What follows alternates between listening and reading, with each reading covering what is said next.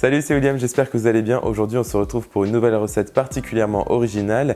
Il s'agit des Ube Brownies. Ce sont des brownies à base de patates douces violettes. Une recette que j'ai découverte à Vancouver quand j'y étais pendant 4 mois à l'université. Mais ça vient originellement des Philippines et c'est vraiment délicieux comme recette. Et beaucoup de gens ne connaîtront pas, ça c'est sûr, donc c'est vraiment le moyen de surprendre vos invités. D'ailleurs, j'ai ramené ces patates douces violettes dans ma valise, on ne le dira à personne, mais je me suis dit qu'il fallait absolument que j'essaye ça moi-même et que c'est très facile d'en trouver au supermarché là-bas. En France, c'est un peu plus compliqué, mais notamment dans les magasins bio ou autres. Je vous avoue que je suis encore en train d'essayer d'en chercher en France, donc si vous en trouvez, dites-moi où, peut-être dans les supermarchés asiatiques notamment. Mais c'est une recette à tomber, donc dès que vous avez des Ube sous les yeux, prenez-en et faites ces brownies avec. Bien sûr, vous pouvez faire cette recette à base de patates douces normales et du coup, vous aurez une couleur moins violette et plus orange. Mais c'est délicieux aussi et ça marche très bien puisque les deux sont très sucrés et vont particulièrement bien dans les desserts. Donc c'est parti, on commence tout de suite par notre Ube. Je vais tout de suite commencer par notre patate douce violette qu'il faut cuire d'abord et ensuite presser en purée pour ensuite faire nos brownies. Et donc je vais les faire cuire dans de l'eau bouillante pendant environ 30-40 minutes ou jusqu'à ce que une fourchette insérée au centre des patates douces soit bien tendre et que vous sentez que c'est bien cuit et qu'il n'y ait pas de résistance.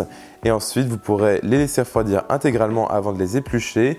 Et vous allez voir au moment de les éplucher, vous allez avoir une odeur de litchi qui va sortir et qui est délicieuse. Et c'est vraiment le côté fleuri de ces patates douces, une saveur assez exotique de litchi qui ressort bien et qui va super bien dans ces brownies. Une fois que vous avez bien épluché toutes vos patates douces, vous allez ensuite réaliser une purée. Ici, j'utilise un presse-purée très basique, ça marche très bien.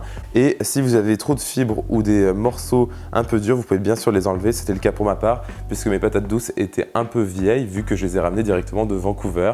Donc elles ont beaucoup voyagé.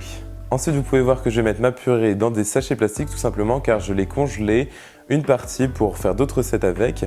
Vous allez voir notamment dans cette chaîne YouTube, j'ai plein d'idées puisque les Ube sont super intéressants à travailler en pâtisserie et on va utiliser une partie de la purée pour notre recette aujourd'hui et je vais tout de suite commencer par notre chocolat blanc qu'on va couper en petits cubes, ce sera fait, après on l'oublie sur le côté.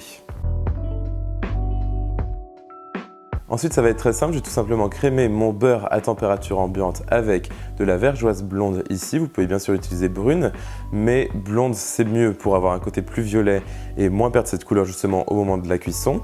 Et ensuite, vous allez mélanger ça avec un petit peu d'extrait naturel de vanille et une maryse jusqu'à ce que la préparation soit bien crémeuse. Parfait, maintenant je vais introduire 2 gros œufs et mélanger à nouveau.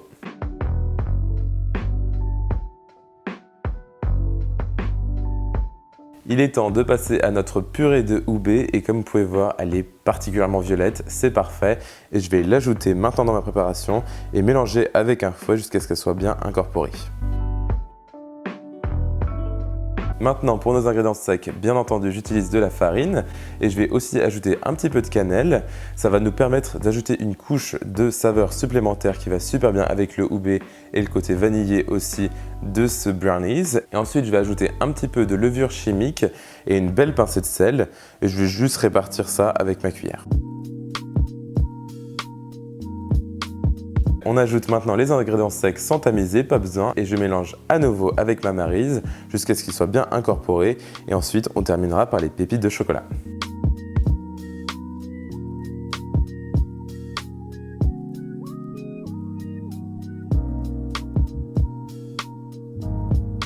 Notre pâte à brownies est maintenant prête et bien violette comme vous pouvez voir, je suis très content.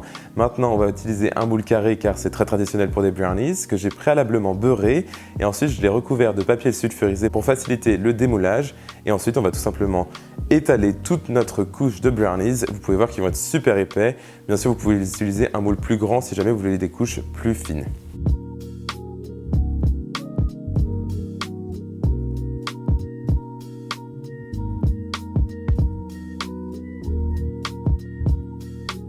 Il est maintenant temps de cuire le tout dans notre four préchauffé à 170 degrés Celsius pendant environ 40 à 50 minutes ou jusqu'à ce que le dessus soit bien doré mais pas trop non plus, que les bords commencent à se détacher et que si vous insérez un cure-dent au centre du brownie, Il reste quelques miettes, donc vous voyez que ce n'est pas complètement cuit, mais quand même assez. Bien entendu, il ne faut pas que ce soit liquide. Et ensuite, vous allez laisser reposer le tout intégralement à température ambiante.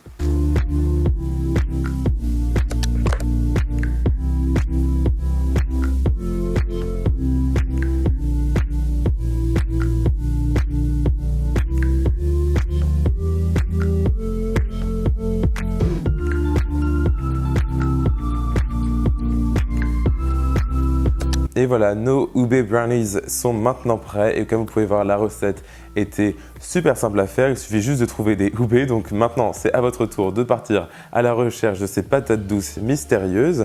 Mais croyez-moi, si vous en trouvez quelque part, ramenez-les dans votre valise. C'est délicieux à utiliser en pâtisserie. Et puis de toute façon, si vous n'arrivez pas à en trouver, je souhaitais quand même vous faire découvrir cette recette et cette patate douce si jamais ça devient connu en France à un moment donné. Et vous pouvez bien sûr utiliser de la patate douce normale comme je vous l'ai dit, ça marche très bien aussi. Retrouvez la recette complète sur mon site internet, donc williamskitchenblog.com. Suivez-moi sur mes réseaux sociaux, Facebook, Twitter et Instagram, surtout Instagram, où je vous partage beaucoup de coulisses et tout ce qui se passe dans ma vie, que ce soit YouTube ou pas.